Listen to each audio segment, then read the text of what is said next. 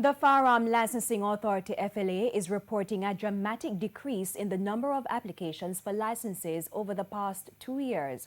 This coincided with a spike in revocations. CEO of the FLA, Shane Dalling, is theorizing that this resulted from more stronger vetting systems. Mr. Dalling's disclosure comes in the context of reforms at the FLA, including staff separation and revocation of several firearm licenses. Mr. Dalling says there is still strong interest for Jamaicans in applying for licenses, but the numbers have changed. Mr. Dallings gave details on the revocations and reasons.